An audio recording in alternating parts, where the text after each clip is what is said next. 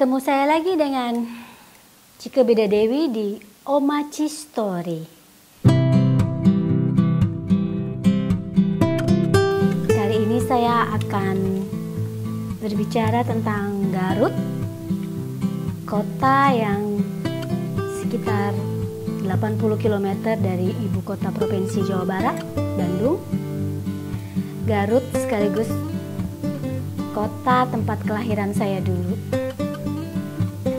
Bicara tentang Garut, pasti orang mengenalnya sebagai kota dodol, kota domba. Dombanya tuh terkenal ya, cantik. Tanduknya tuh bisa melingkar-lingkar. Lalu batik, identik dengan gunung-gunung yang terkenal dan indah ya untuk dijadikan tempat perkemahan. Karena di Garut itu ada banyak gunung seperti Papandayan, Cikuray, Gunung Gede. Garut adalah Swiss Van Java, itu benar. Dulu saya belum pernah ke Swiss, jadi saya agak tidak mengerti kenapa disebut Garut itu adalah Swiss Van Java. Ternyata ketika saya pernah dulu mengunjungi Swiss, karena sepupu saya yang bekerja di Departemen Luar Negeri atau di Kedutaan Indonesia di Swiss mengajak saya berjalan-jalan di sekitar kota Genève dan lain-lain. Itu memang melihat daerahnya itu dengan bukit-bukit, dengan gunung-gunung. Saya memang seperti melihat Garut. Garut adalah kota yang buat saya itu sangat tentu karena leluhur saya, nenek moyang saya adalah berasal dari sana. Anda tahu nggak, Charlie Chaplin bahkan pernah mengunjungi kota Garut 2 kali pada tahun 1926 kalau nggak salah, dan berikutnya pada tahun sekitar 1930-an dia mampir di stasiun Cibatu berfoto-foto. Dia minta keretanya berhenti saking ingin berfoto dengan keindahannya. Garut itu indah ya buat saya. Kemana saja kita bisa pergi ke Garut? Oh, gampang dan mudah. Terutama jika kita tahu rutenya ya. Kalau Anda tinggal di Jakarta, Anda bisa naik dari stasiun, bukan stasiun, dari pool atau tempat bis Prima Jasa, itu adanya di Cawang. Atau kalau kita dari selatan, Jakarta Selatan dan sekitarnya, itu sebelum masuk ke pintu tol Pondok Indah itu ada namanya Gedung FedEx. Kita berhenti aja di situ di pinggirannya. Itu akan lewat setiap setengah jam sekali bis menuju ke Garut dengan tarif cuma Rp52.000. Terakhir saya naik ya. Itu berangkat dimulai pukul 5 subuh sampai pukul 9 malam. Itu non-stop, setengah jam sekali bis menuju ke Garut itu lewat sana. Di Garut Anda bisa mungkin Anda bisa menuju Candi Cangkuang. Asal muasal Candi Cangkuang adalah dulu dalam menyebarkan agama Islam ya. Di situ ada makam yang dituakan, makam orang yang berjasa untuk penyebaran agama Islam di Garut dan sekitarnya. Lalu kita bisa mengunjungi pemandian Cipanas, itu sudah terkenal ya. Agak sedikit mahal untuk tamu-tamu yang datang, tapi pada dasarnya hotel-hotel di sana itu bisa ditawar, andaikan kita tahu caranya. Lalu kita bisa mengunjungi Situ Bagendit, itu yang cukup terkenal juga ya. Dan ketika SD itu ada di buku pelajaran, Situ Bagendit itu masuk dalam buku pelajaran. Di Garut itu juga terkenal dengan makam-makam kuno. Di sana juga banyak curug-curug ya. Lalu jika kita menuju terus ke Garut Selatan, itu Anda akan disuguhi oleh pemandangan laut-laut yang indah. Jalan-jalan menuju ke sana tuh jalan pesisir pantai ya. Menuju ke sana itu berkelok-kelok lewat gunung, taman-taman, kamu bisa lihat orang menggembala domba dan lain-lain. Itu saya cukup bangga dengan Garut. Lalu Garut adalah kota dodol, itu benar.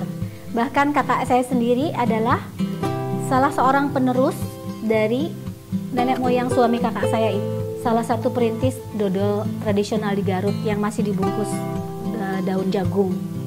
Itu kakak saya masih mempertahankan resepnya, tradisi turun-temurun hingga hari ini. Di Garut juga banyak archaeological site culture, kayak pokoknya kita di sana tuh bisa belajar bangunan kuno, monolit, tempat pemujaan, makam.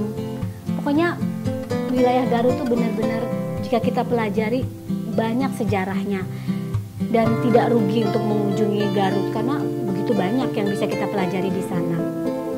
Nggak usah jauh-jauh ke pinggir kota Garutnya, karena di alun-alun kota Garutnya sendiri itu masih banyak peninggalan Belanda seperti alun-alun, masjidnya atau babancong. Zaman dulu tuh petinggi-petinggi Belanda tuh mereka kalau mengeluarkan speech atau berpidato atau ada acara kenegaraan, mereka akan berdiri di babancong itu.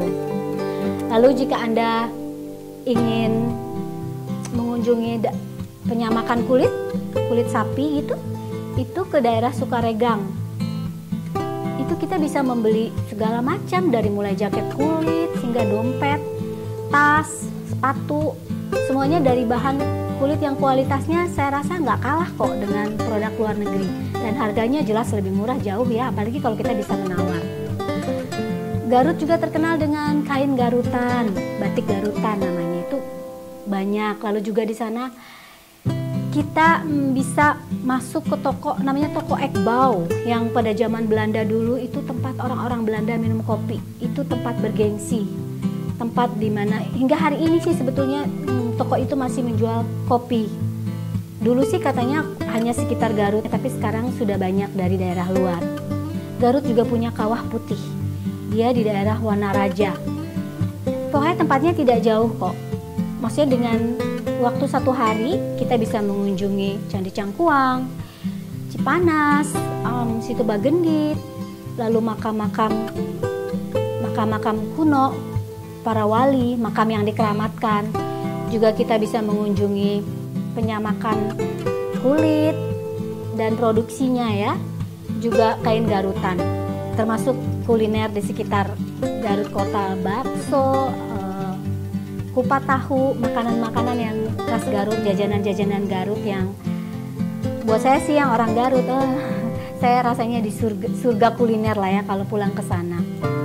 Jika kita mau bergeser ke arah selatan yang tadi saya cerita, laut-lautnya begitu indah ya, laut Sayang Heulang, laut, wah pokoknya banyak deh, Ranca Buaya, pokoknya daerah Pamebeg itu laut-lautnya indah. Memang tidak bisa berenang ya, karena itu palungnya tuh terlalu, jika kita tidak hati-hati ya tenggelam sekali, karena itu langsung berhadapan dengan Samudra Hindia ya, dan dia berbatasan langsung dengan, kalau kita berenang terus menuju ke sana itu adalah sudah Australia.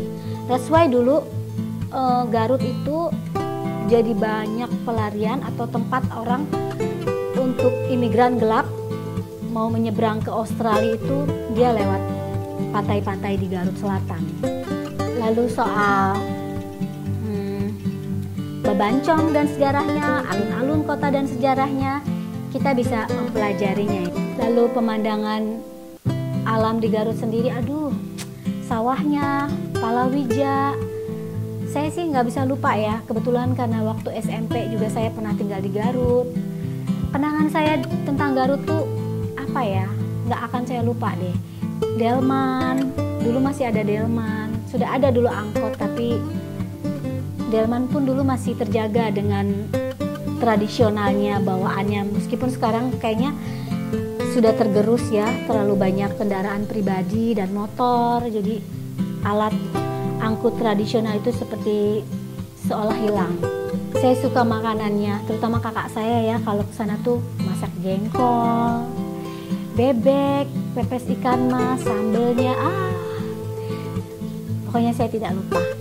Jika Anda ingin mampir ke Garut, ya diusahakan jangan musim hujan tentu ya, karena air laut juga sedang tidak bagus, juga mengurangi kalau lagi hujan gitu kan kita tidak bebas lah untuk mengeksplor kota Garut yang indah, di mana banyak kebun teh terhampar.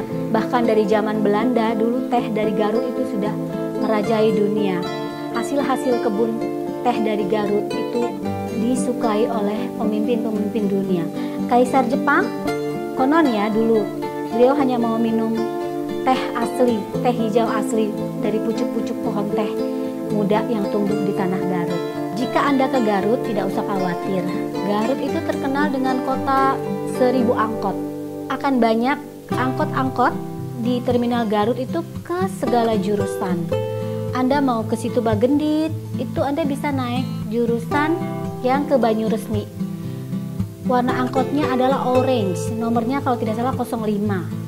Pokoknya Anda tinggal berani bertanya, Anda mau kemana pun, bahkan mau ke Kampung Naga yang ada di perbatasan Tasik itu bisa naik angkot.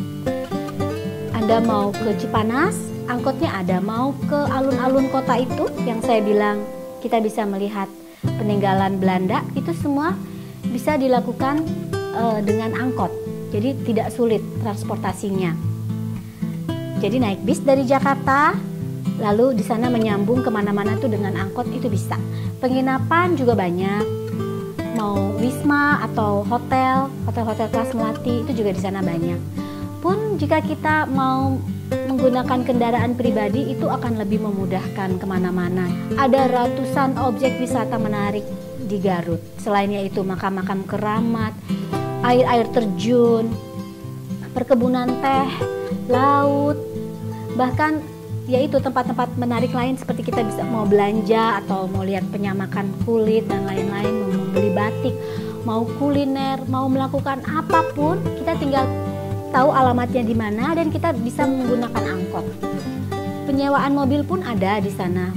Pokoknya segala hal mudah dan Garut adalah kota yang tidak akan rugi jika kita kunjungi karena ada banyak pelajaran yang bisa kita petik di sana, banyak sejarah yang bisa kita pelajari. Tentunya harus berhati-hati jika kemana-mana kita supaya tidak dijebak. Beberapa pedagang memang suka nakal, menaikkan harga dan lain-lain. Jadi jangan sungkan untuk bertanya dulu sebelum masuk, terutama yang di pinggir jalan ya atau apalah, makan, membeli sesuatu, membeli oleh-oleh apa-apa tuh jangan sungkan mau membandingkan harga. Ya kan, misalkan Anda membeli 1 kilo alpukat di pedagang ini sekian, mungkin di sebelahnya bisa lebih murah. Jadi jangan ragu untuk bertanya, jangan ragu untuk membandingkan ya. Sekian dulu tentang Garut kali ini. Jangan lupa subscribe. Makasih.